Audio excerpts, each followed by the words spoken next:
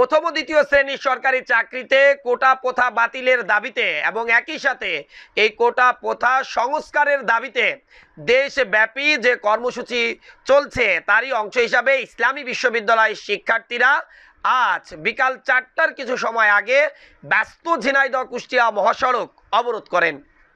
অবরোধের সময় সে সময় আন্দোলনকারী শিক্ষার্থীদের স্লোগানে মুখরিত হয়ে ওঠে পুরো ইসলামী বিশ্ববিদ্যালয়ের ফটকের সামনের মহাসড়ক প্রাঙ্গণ।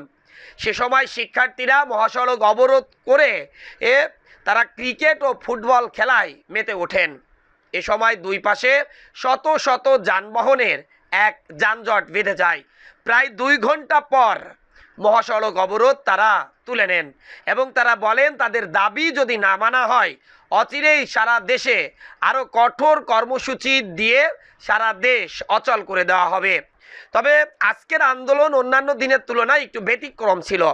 আজকে এক জায়গায় শিক্ষার্থীরা বসে তারা কেন আন্দোলন করছেন সেই যুক্তিতে যেমন ভাষণ দিচ্ছিলেন এবং একই সাথে স্লোগানে মুখরিত করছিলেন, ঠিক তার উল্টো পাশে কয়েকশো শিক্ষার্থী মহাসড়কের উপর ব্যাট বল নিয়ে ক্রিকেট খেলায় মেতে উঠেছিলেন। আরও কয়েকশো শিক্ষার্থী 2টি টিমে ভাগ হয়ে ফুটবল খেলায় মেতে উঠেছিলেন। সব মিলে বলা যায় এই যে কোটা বিরোধী আন্দোলন তা নিয়ে এই মুহূর্তে কিন্তু মহাবিপাকে আছে ঝিনাইদহ কুষ্টিয়া মহাসড়ক দিয়ে প্রতিদিন চলাচলকারী শত শত গাড়ি।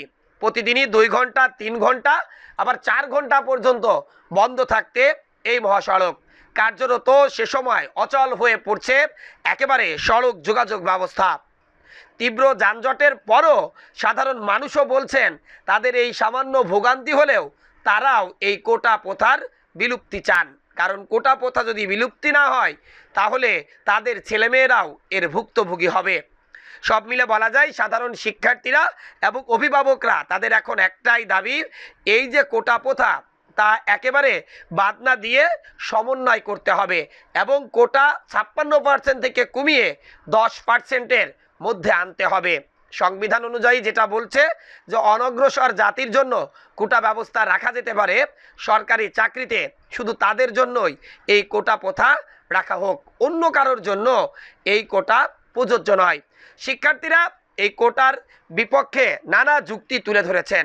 সে সময় তারা বলেছেন 52, 66, 71 এবং 90-এর গণ অভ্যুত্থানে ছাত্র সমাজ যে ভূমিকা পালন করেছে এবারও সেই ভূমিকা তারা পালন করবেন।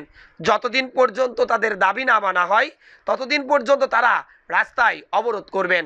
প্রয়োজনে তারা হরতাল ও অবরোধের মতো কঠিন কর্মসূচিও দেবেন।